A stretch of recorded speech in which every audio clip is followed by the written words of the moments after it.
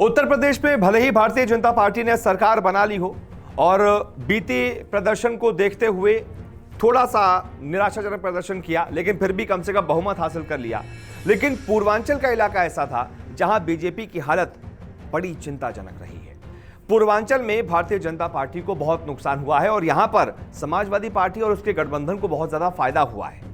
तो पूर्वांचल एक ऐसा इलाका है जिस पर भारतीय जनता पार्टी को नजर रखनी पड़ेगी और अपने आप को मजबूत करना पड़ेगा। वो कौन कौन से इलाके हैं और कितनी सीटें वहां से भारतीय जनता पार्टी को और समाजवादी पार्टी गठबंधन को मिली हैं, इस पर जरा एक नजर डाल लेते हैं।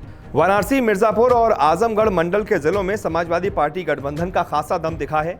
आजमगढ़ और गाजीपुर के जिलों में तो भाजपा का सुपड़ा ही साफ हो गया। भाजपा गठबंधन की सीटें 41 से घटकर 29 रह गईं और सपा गठबंधन की झोली में 31 सीटें आईं, जो पिछले चुनाव से लगभग दोगुनी से भी ज्यादा है। बसपा की जमीन पूरी तरह से दरक गई तो खाता खोलने में भी वो नाकाम रही। वहीं कांग्रेस के ज्यादातर उम्मीदवार अपनी जमानत तक नहीं बचा पाए। चुनाव परिणामों पर नजर डालें तो सपा की बड़ी सफलता का राज भाजपा से नेक टू नेक फाइट और आजमगढ़ और गाजीपुर में जातीय समीकरणों को साधना भी रहा।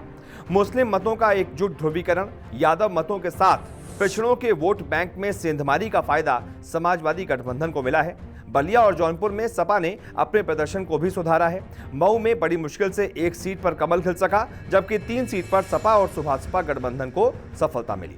जौनपुर में सपा गठबंधन ने 5 और बलिया में 3 सीटों पर जीत हासिल की। वहीं वाराणसी के साथ पड़ोसी जिले मिर्जापुर, सोनभद्र, चंदौली में बसपा के क्लीन स्वीप के पीछे बसपा के बेस वोट का भाजपा का दामन थामना बताया जा रहा है। बसपा बलिया की महज 1 सीट तक ही सिमट कर रह गई। वहीं इस बार के चुनाव में सुभाषपा के अध्यक्ष ओम प्रकाश राजभर और अपना दल एस की प्रमुख अनुप्रिया पटेल का सियासी कद बढ़ा है।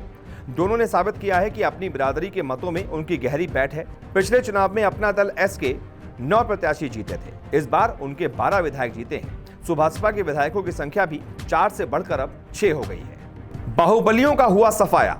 पूर्वांचल के मतदाताओं ने बाहुबलियों को इस बार नकार दिया। ज्ञानपुर से 4 बार विधायक रहे आगरा जेल में बंद विजय मिश्रा को न सिर्फ हार का सामना करना पड़ा, बल्कि वो तीसरे नंबर पर खिसक गए। जौनपुर की मल्हनी सीट से चुनाव लड़ रहे पूर्व सांसद धनंजय सिंह भी सपा के लकी यादव से हार गए। हालांकि मुख्तार अंसारी की बादशाहत बरकरार रही। मुख्तार अंसारी का बेटा अब्बास अंसारी और भतीजा शोएब भी चुनाव जीत गया।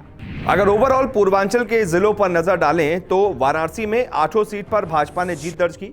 आजमगढ़ में 10 सीटें समाजवादी पार्टी को मिली, यानी आजमगढ़ में भारतीय जनता पार्टी का सुपड़ा साफ हो गया। बलिया में भारतीय जनता पार्टी को 2 सीटें, सपा सुभाषपा के गठबंधन को 4 और बसपा को 1। मऊ में सपा को 3 सीटें, भाजपा को 1 सीट। गाजीपुर में सपा सुभाषपा को 6 सीटें। सोनभद्र में 4 सीटें भाजपा ने जीती। मिर्जापुर में 5 सीटें भाजपा की झोली में। जौनपुर में सपा सुभाषपा को 5 और भाजपा को 4 सीटें मिली। वहीं चंदौली में भाजपा को 3, सपा सुभाषपा को 1 सीट। भदोही में भाजपा को 2, सपा और सुभाषपा को 1 सीट पर जीत मिली है। तो ये रहा पूर्वांचल का पूरा गणित, कहां पर किसको कितनी सीटें मिली हैं। इसमें से कई ऐसे जिले हैं जहां भारतीय जनता पार्टी का सुपड़ा साफ हो गया। बहुत बहुत शुक्रिया इस वीडियो को देखने के लिए। नमस्कार, मैं हूं मानक गुप्ता।